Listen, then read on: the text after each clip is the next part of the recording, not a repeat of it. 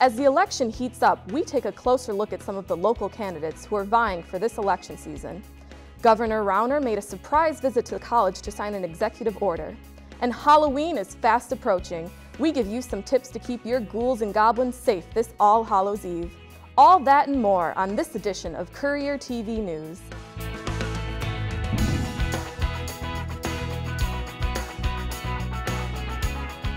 Hi, and thanks for joining us. I'm Anna Pierczynski. Donald Trump and Hillary Clinton aren't the only candidates making news. From the Senate to the House to our very own school board, here's a look at your 2016 election roundup.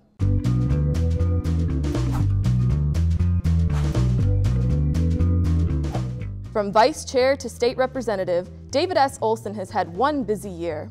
After being appointed to fill Kathy Hamilton's vacant seat on the College Board of Trustees, David Olson took an active role in board meetings, helping to get the previously deadlocked board back to work and to hire a new college president, Anne Rondeau. This past August, Olson was appointed to the 81st District seat in the Illinois House of Representatives after the sudden resignation of Ron Sandback. Olson is running for his first full term this November, facing Democrat Greg Hose in an unusually competitive race. It's been a challenging race, as every race is. There's been plenty of money thrown at the race, and there's been a lot of mailers and such. Regardless of the results of the election, Olson will not be running for another term on the College Board of Trustees. I will continue to serve out my term, which goes until April, and I look forward to continuing to work collaboratively with all the members of the Board of Trustees to really accomplish the business of the college. Congresswoman Tammy Duckworth has announced her support for free 2-year community college. Senator Mark Kirk, whose position Duckworth is vying for, disagrees with free college, saying that this would cost taxpayers $60 billion. And on a national level, millennial voters' enthusiasm has dipped. According to a U.S. Today Rock the Vote poll, Hillary Clinton is the top candidate for millennials, but overall, they're dissatisfied with both candidates, voting for one to keep the other out of the White House. And remember, on Tuesday, November the 8th, CNTV will be bringing you primary election coverage at 7 p.m. and 10:30 p.m. We will have analysis, candidates' reaction, and local, state, and national coverage. CNTV election coverage 2016 will be available at YouTube and Facebook at Courier TV and our website, codcourier.org. Governor Rauner recently visited the college. Nick Petrillo is in the newsroom with more on this story. Nick, what can you tell us about the governor's visit? Anna, Governor Rauner was joined by business leaders at the college to sign an executive order to cut tape around small businesses. This new council will review the policies that make it difficult to start a business in Illinois. I have one extra letter I didn't make time for. All right, there we go. Helping create jobs in Illinois. Cut the red tape. State politics came to COD as Governor Bruce Rauner signed an executive order to establish the Illinois Competitiveness Council as part of the Cutting the Red Tape initiative. The council is tasked with reevaluating laws and regulations to see if they are impeding economic growth in Illinois, which has had a much harder time attracting new small businesses and manufacturing jobs than neighboring states. After Governor Rauner, the rest of the commission spoke. They praised the governor's hard work and were optimistic about its effects on their communities. And Governor, I want to applaud you for this because you are coming through with you promised. Thank you so much on behalf of 1,500 Hispanic business owners. They really deserve your help. Thank you. Knowing their audience, the commission made sure to promote the benefit that college students and other minimum wage workers can hope to receive. The ultimate goal of all of this work is getting people more jobs, getting young people in particular a thriving economic opportunity. What better place to send that message than at one of our best institutions of higher learning here in Illinois. The students and faculty at the college were also thankful for the governor's appearance, as it was a rare chance to see an act of government occur right in front of them. Well, I thought the speech was a very great speech. I believe what the governor's reform is long overdue. It was a great learning experience for our students and for the school. Finally, we got a chance to see what the governor thought about certain issues, how a press conference works, how an executive order works. And so as far as being at COD, it's just a great experience for us today. After the press conference, Governor Rauner and his staff went into a closed session at the college with local government officials before heading back to Springfield. Back to you, Anna. Thanks, Nick, for that report. The photography program at the college hosted its 17th annual Easter Seals photography exhibit on Thursday night. Over 20 children from Easter Seals of DuPage and Fox Valley were featured in this photography exhibition. For the last 17 years, the photography department has partnered with Easter Seals to showcase the beauty and daily lives of children with special needs. Since the first exhibit in 2000, the event has been growing and continues to bring great happiness and awareness to the special needs community. All photos on display at this event will be brought to the Villa Park Center to be hung in the lobby. The Ramones are back at COD for one night only, not in person, but in spirit, as part of the Ramones Pop Up Photo Show. The Ramones played at COD in 1980, and Frank Jakowick was there to photograph it. These documents of a unique time at COD have not been widely seen until now, after student curator Leilani Arguello expressed an interest in displaying them for all to see. We wanted to make it like a concert experience, so we blew up the pictures far beyond what they were probably supposed to be. And they're huge, they're life-size. A lot of the images are of the band players, and they're like the size of like our faces and our bodies. So the idea of the show is really to make you feel like you're at the Ramones show. In addition to the photographs, the exhibition features quotes from students who attended the original concert, a costume contest, and a live performance by the Ungrateful Punks, all to capture the spirit of that one-of-a-kind night 36 years ago. Jakowick, who is now a program specialist at COD, is happy to finally share his work with a larger audience. The show is Friday, October 28th from 5 to 9 p.m. on the second floor of the Mackinac Art Center and is free and open to the public. The photos will be on display the following week in the same location. For more information, contact Frank Jakowick at 630-942-2917. The College Dance will present its annual fall dance concert on Friday, November the 4th at 7:30 p.m. in the Belushi Performance Hall in the Mackinac Art Center.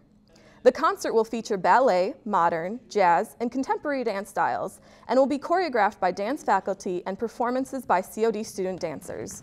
This show is a really great show for anyone who's never been to a dance show before. It's very accessible. A lot of the performances are high energy. All of the performances have excellent dancers, so there's always something to watch. Tickets for the event are $5 for students and $10 for general admission. For tickets and information, call 630-942-4000. On Tuesday, November the 1st, the Center for Entrepreneurship Business Solutions will run the Be the Boss Conquering the Business Battlefield Conference. The day-long program will have multiple panels and speakers who will give training and advice for veterans interested in entering the small business field. Admission is free to all veterans and $99 to non-veterans. To register, call 630-942-2600. A local zoo gets into the Halloween spirit with a boo. The DuPage County Sheriff has some tips to keep you safe this Halloween, and a man wearing a scream mask robs local Warrenville hotels. Here's a look at your Halloween community roundup.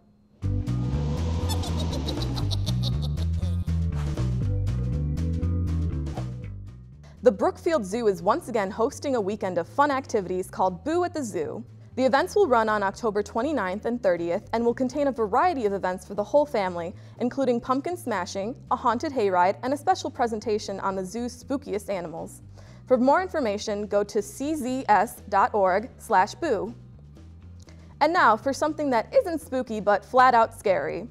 A man wearing a scream mask robbed 2 Warrenville hotels last week. The suspect entered the Hyatt House Hotel shortly before 2 a.m., pulled a knife on the clerk, and escaped with $200. Shortly after that, he entered the Residence Inn nearby and repeated the procedure, but was unable to secure any money before fleeing. No further incidents have been reported in the area. On Monday, District 502 children will be going door to door for candy and treats. The DuPage County Sheriff's Department have tips for parents whose children are going to be trick-or-treating on Halloween. 1, make sure you know where you're trick-or-treating. Make sure you stay out in your own neighborhood. Make sure you go to houses that you're familiar with. Number 2, make sure that cool costume that you're wearing that day fits you. Make sure you can see out of it. Make sure that it's not too dark. And make sure that you're safely able to cross the street and know where you're going. 3, always go in a group. If you're younger, make sure you go with a parent or a trusted adult. 4, stay in well-lit areas and do not go into anybody's home, no matter what they say. And 5, if any candy you think is suspicious or doesn't look right or it's homemade, make sure you have your parents or a guardian take a look at it before you eat it. Trick-or-treating hours vary between communities. It is suggested you check with your town's schedule for trick-or-treating hours. Just 40 minutes west of Glen Ellen in Malta, Illinois is John-A-Mac Orchard. We took a look at what makes this family-owned farm so special. John-A-Mac Orchard was started in 1984 by my grandfather. He purchased the farm from a gentleman named Stan Johnson, and he decided to grow apple trees because it was just a passion of his. He expanded the farm. My uncle got involved with his wife, Kevin and Denise. They got involved in 1993, and then my husband and I joined in 2012. So it's a 3-generational family farm specializing in apples and activities for families in the fall.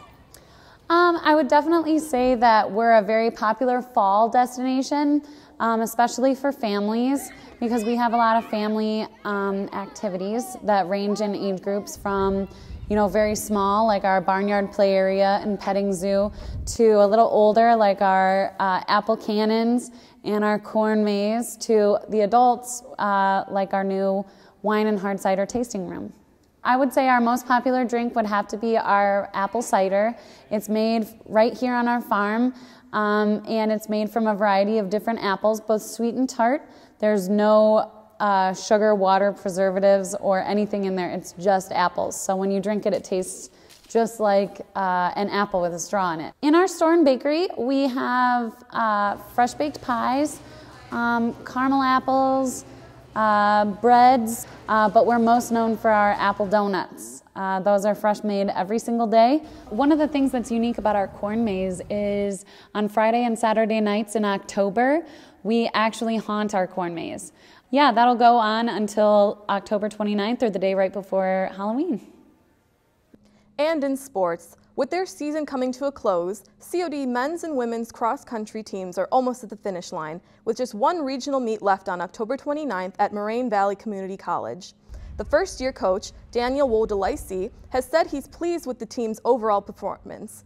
Everybody's great. You know, I love cross-country. Never drama. You know, they're honest to the sport.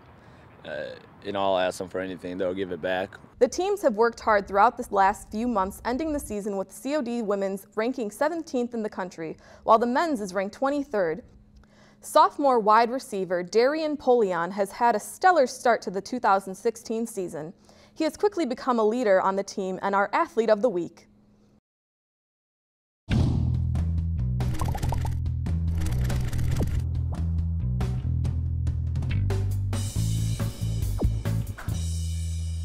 After playing his freshman season behind now North Texas wide receiver Quentin Jackson, sophomore Darian Polion has stepped up to be the Chaparral's #1 threat through the air, making offensive coordinator Michael Passarella's job that much easier. He's a kid you wish you had an entire team of Polos. His work ethic, he comes in and meets and sits down. He wants to be a perfectionist. He's making big plays. He's catching the ball in traffic, so his ability to focus in the middle of the field and different things and make the play before he has the ball in his hand has kind of been his biggest thing. Polion, or Polo as his teammates and coaches know him, is currently leading all receivers on the team in total yards and touchdowns with 5. And he's boasting an impressive 22.5 yards per catch. But he's not done yet. I definitely want to break 1,000 yards. How it's looking right now, we got to get the offense moving. You know, about 20 touchdowns. You know, big season, big season. The key to his success is an impressive set of physical tools and a mentality all winners must have. I feel like I'm definitely untouchable. I feel like every receiver should have that mentality. You know, I put everything into this. This is something I want to do at the next level. And hopefully, you know, if I'm blessed enough, I want to go play in the NFL, National Football League. With his production this year, defenses have no choice but to game plan around him.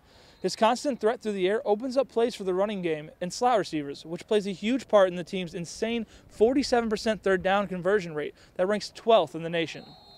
He's physically strong, he's fast, and those create some problems for people when they're trying to match up with him. He's explosive. His ability to get off the line of scrimmage, you can tell that he's a lot bigger, he's a lot stronger than a lot of kids he's going against. So his ability to get off the line and beat defenders is his biggest attribute. You know, when they have to cover him and start comboing him and removing safeties and linebackers out of the box, it'll open up some real nights for our guys. Polo never loses sight of those around him that make this breakout season possible. It's definitely fundamentals, you know, looking the ball in, getting on the same page as my quarterbacks, as my receivers and my coaches. They push me, you know. They're always on my heels. You know, Keith Dixon and Deontay Moses, guys like that, always pushing me. Running backs, you know, O-line, definitely got to show love to them. They fight hard every game. To catch Polo and all your Chaparrals in action, be sure to check out their next game against the Hocking College Hawks here at the College of DuPage on November 5th. For CNTV, I'm Alex Bruzek, and this has been your Athlete of the Week. Last year's National League Cy Young recipient Jake Arrieta pitched Game 2 of the World Series for the Cubs last night in dominating fashion. Arrieta entered the 6th inning without allowing a hit and finishing up the night giving up just 1 run. Ben Zobrist was 2 for 4 with an RBI and scored a run early while keeping his World Series batting average above 600. The Cubs won the game 5-1 and will return home to play games 3, 4, and 5 at Wrigley Field. And in this week's edition of Chap Chat, we asked students if they believe the Cubs can win the World Series. Yeah, they'll take it in 6, 4-2.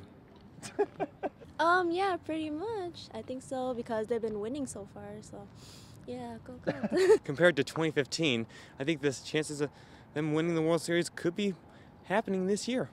Thanks for joining us for this week's Courier TV News. Please join us next week for an Inside COD with a preview of the upcoming elections, Veterans Day celebrations at the college, and another great giveaway. Have a good weekend.